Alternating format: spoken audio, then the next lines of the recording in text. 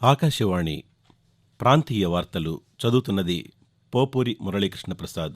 ముఖ్యాంశాలు: దేశ యువతలో నైపుణ్యాభివృద్ధి కోసం మేరా యువ భారత్ మై భారత్ పేరుతో ఒక వేదికను ఏర్పాటు చేయాలని కేంద్ర మంత్రివర్గం నిర్ణయించింది.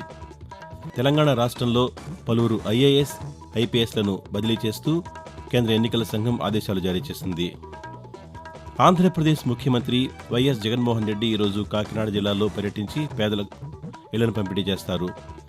ఆంధ్రప్రదేశ్లో ప్రభుత్వ పంపిణీ వ్యవస్థ ద్వారా ప్రజలకు తృణధాన్యాలు అందజేయాలని ముఖ్యమంత్రి జగన్మోహన్ రెడ్డి ఆదేశించారు. ప్రపంచ కప్ క్రికెట్లో భాగంగా ఆఫ్ఘనిస్తాన్పై భారత్ జట్టు 8 వికెట్ల తేడాతో ఘన విజయం సాధించింది. నేత్ర సమస్యల పట్ల అవగాహన కల్పించేందుకు ఈరోజు ప్రపంచ దృష్టి దినోత్సవం నిర్వహిస్తున్నారు. వార్తల వివరాలు: దేశ యువతలో నైపుణ్యాభివృద్ధి, నాయకత్వ లక్షణాలు పెంపొందించే లక్ష్యంతో కేంద్ర ప్రభుత్వం కొత్త కార్యక్రమానికి శ్రీకారం చుట్టింది. ఇందుకు సంబంధించి మేరా యువ భారత్ ఎంవై భారత్ పేరుతో స్వయం ప్రతిపత్తి కలిగిన ఒక వేదికను ఏర్పాటు చేయడానికి కేంద్ర మంత్రివర్గం ఆమోదం తెలిపింది. ప్రధానమంత్రి నరేంద్ర మోదీ అధ్యక్షతన ఢిల్లీలో నిన్న జరిగిన మంత్రివర్గ సమావేశ నిర్ణయాలను కేంద్ర సమాచార ప్రసార శాఖ మంత్రి అనురాగ్ సింగ్ ఠాకూర్ పాతికేయులకు తెలియజేశారు.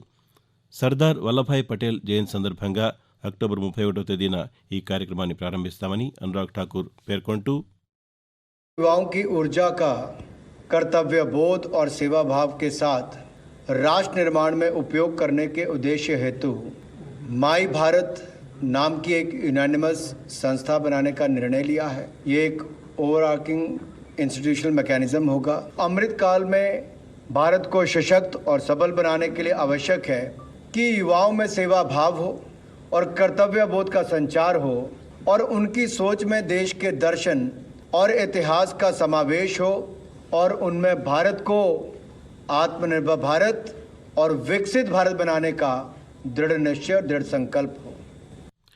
కొన్ని ఖనిజాలకు సంబంధించి రాయల్టీ రేట్లను కూడా మంత్రివర్గం నిర్ణయించిందని, లిథియం, నియోబియం ఖనిజాలకు 3% అరుదుగా లభించే రేర్ ఎలిమెంట్స్ ఆర్ఈఈ ఖనిజానికి 1% చొప్పున రాయల్టీ విధించేందుకు మంత్రివర్గం ఆమోదం తెలిపిందని అనురాగ్ ఠాకూర్ వివరించారు. ఆంధ్రప్రదేశ్లో ఎటువంటి అవినీతికి ఆస్కారం లేకుండా రైతుల పంటలకు మద్దతు ధర లభించేలా చర్యలు తీసుకోవాలని ముఖ్యమంత్రి వైఎస్ జగన్మోహన్ రెడ్డి అధికారులను ఆదేశించారు. వ్యవసాయం, పౌర సరఫరాల శాఖపై గుంటూరు జిల్లా తాడేపల్లిలో సంబంధిత అధికారులతో నిన్న ఆయన సమీక్షిస్తూ ధాన్యం కొనుగోలు సమయంలో రైతులకు మేలు జరగాలని దిశానిర్దేశం చేశారు.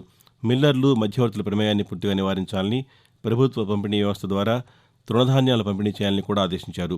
ఈ ఏడాది 2వ విడత రైతు భరోసాకు సిద్ధం కావాలని, రైతు భరోసా కేంద్రాల స్థాయిలో భూసార పరీక్షలు జరిగేలా అధికారులు చర్యలు తీసుకోవాలని సూచించారు. చేయూత పథకం ద్వారా స్వయం ఉపాధి కార్యక్రమాలు ముమ్మరంగా కొనసాగాలని, బ్యాంకుల నుండి రుణాలు ఇప్పించడం ద్వారా పాడి పరిశ్రమతో సహా ఇతర స్వయం ఉపాధి మార్గాలు ఏర్పాటు చేయాలని కూడా జగన్మోహన్ రెడ్డి ఆదేశించారు. ఇన్నర్ రింగ్ రోడ్డు అంగళ్లు కేసులో తెలుగుదేశం పార్టీ అధినేత నారా చంద్రబాబు నాయుడును అరెస్టు చేయవద్దని ఆంధ్రప్రదేశ్ హైకోర్టు ఆదేశించింది. అంగళ్లు కేసులో ఈ రోజు వరకు, ఇన్నర్ రింగ్ రోడ్డు కేసులో ఈ నెల 16వ తేదీ వరకు చంద్రబాబు నాయుడును అరెస్టు చేయవద్దని స్పష్టం చేసింది. ఈ మేరకు 2 కేసుల్లోనూ ఉన్నత న్యాయస్థానం మధ్యంతర ఉత్తర్వులు జారీ చేసింది. కాగా ఫైబర్ నెట్ కేసులో పీటీ వారెంట్పై విజయవాడ ఏసీబీ కోర్టులో విచారణ ఈ రోజుకు వాయిదా పడింది. మరోవైపు కాల్ డేటా పిటిషన్పై తమ వాదనలు వినాలని చంద్రబాబు నాయుడు తరఫు న్యాయవాదులు కోర్టును కోరగా ఈరోజు మధ్యాహ్నం వాదనలు వినేందుకు ఏసీబీ కోర్టు అంగీకరించింది. ఇలా ఉండగా ఇన్నర్ రింగ్ రోడ్డు కేసులో తెలుగుదేశం పార్టీ నాయకులు నారా లోకేష్ను నిన్న 2వ రోజు సిఐడి విచారణ జరిపింది. తెలుగుదేశం పార్టీ జాతీయ ప్రధాన కార్యదర్శి నారా లోకేష్ గత రాత్రి ఢిల్లీలో కేంద్ర హోంశాఖ మంత్రి అమిత్ షాతో సమావేశమయ్యారు. తమ పార్టీ అధినేత నారా చంద్రబాబు నాయుడును ఆంధ్రప్రదేశ్ ప్రభుత్వం అరెస్టు చేయడంతో పాటు తనపై నమోదు చేసిన కేసుల విషయాన్ని ఈ సందర్భంగా అమిత్ షా దృష్టికి తీసుకువెళ్లారు.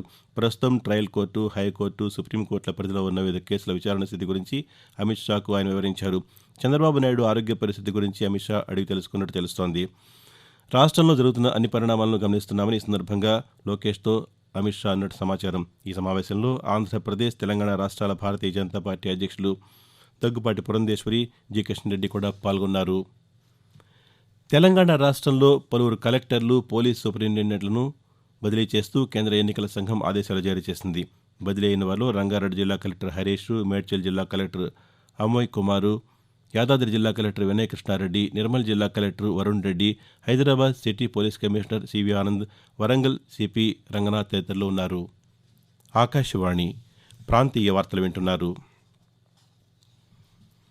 భారత రాష్ట్ర సమితితోనే తెలంగాణ రాష్ట్రం మరింత పురోభివృద్ధి సాధించడం సాధ్యమవుతుందని వ్యవసాయ శాఖ మంత్రి సింగిరెడ్డి నిరంజన్ రెడ్డి స్పష్టం చేశారు. వనపర్తి జిల్లా కేంద్రంలో నిన్న జరిగిన ఒక కార్యక్రమంలో ఆయన మాట్లాడుతూ రాష్ట్రంలో పేదల అభ్యున్నతి కోసం ప్రభుత్వం కృషి చేస్తోందని చెప్పారు.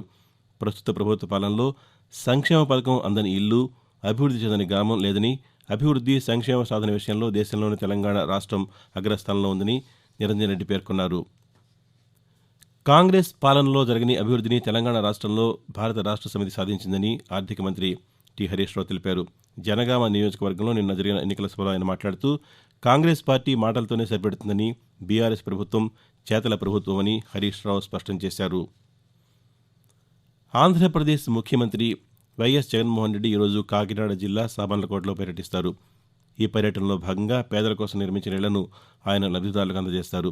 సామర్లకోట పట్టణంలో నిర్మితమైన 2412 ఇళ్లను లబ్ధిదారులకు అందించి ముఖ్యమంత్రి సామూహిక గృహప్రవేశాలు చేయించనున్నారు. అనంతరం జరిగే బహిరంగ సభలో జగన్మోహన్ రెడ్డి ప్రసంగిస్తారు.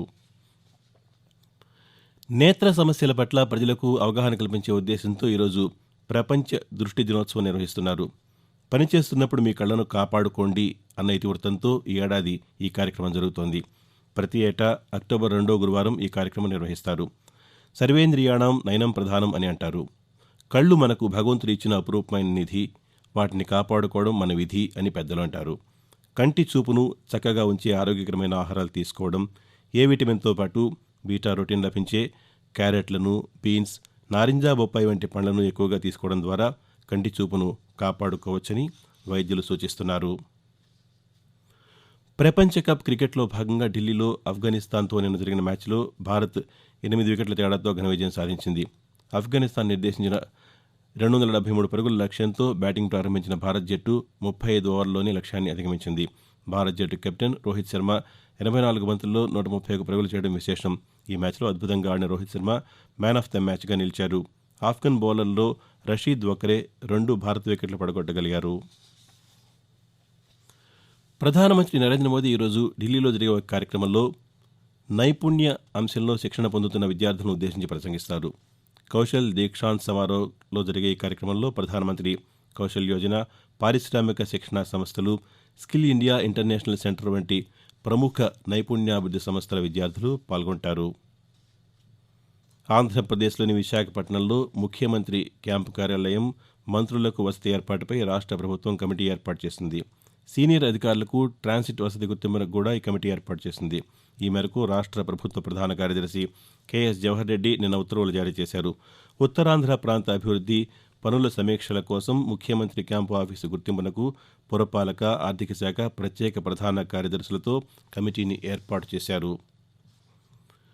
యువత నైపుణ్యాభివృద్ధికి ప్రాధాన్యం కల్పిస్తూ రాష్ట్రంలోని అన్ని నైపుణ్య వృత్తి విద్యా విభాగాలను ఇంటిగ్రేటెడ్ స్కిల్ డెవలప్మెంట్ ఎకోసిస్టమ్గా ఏర్పాటు చేసినట్టు ఆంధ్రప్రదేశ్ ప్రభుత్వం తెలిపింది.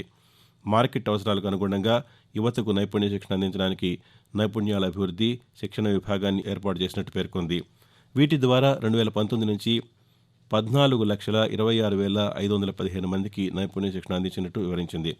ప్రపంచవ్యాప్తంగా వస్తున్న కొత్త సాంకేతికతలను పరిగణనలోకి తీసుకుని సమీకృత సంపూర్ణ నైపుణ్య విద్యా పర్యావరణ వ్యవస్థను 2022 అక్టోబర్ నుంచి అమల్లోకి తెచ్చినట్టు వివరించింది. ఆకాశవాణి ప్రాంతీయ వార్తలు ముగించే ముందు ముఖ్యాంశాలు మరోసారి. దేశ యువతలో నైపుణ్యాభివృద్ధి కోసం మేరా యువ భారత్, మై భారత్ పేరుతో ఒక వేదికను ఏర్పాటు చేయాలని కేంద్ర మంత్రివర్గం నిర్ణయించింది.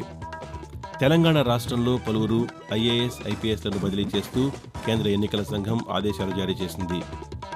ఆంధ్రప్రదేశ్ ముఖ్యమంత్రి వైఎస్ జగన్మోహన్ రెడ్డి ఈరోజు కాకినాడ జిల్లాలో పర్యటించి పేదలకు ఇళ్లను పంపిణీ చేస్తారు. ఆంధ్రప్రదేశ్లో ప్రభుత్వ పంపిణీ వ్యవస్థ ద్వారా ప్రజలకు రుణధాన్యాలను అందజేయాలని ముఖ్యమంత్రి వైఎస్ జగన్మోహన్ రెడ్డి ఆదేశించారు. ప్రపంచ కప్ క్రికెట్లో భాగంగా ఆఫ్ఘనిస్తాన్పై భారత్ జట్టు 8 వికెట్ల తేడాతో ఘన విజయం సాధించింది. నేత్ర సమస్యల పట్ల అవగాహన కల్పించేందుకు ఈరోజు ప్రపంచ దృష్టి దినోత్సవం నిర్వహిస్తున్నారు. ఆకాశవాణి ప్రాంతీయ వార్తలు ఇంతటితో సమాప్తం.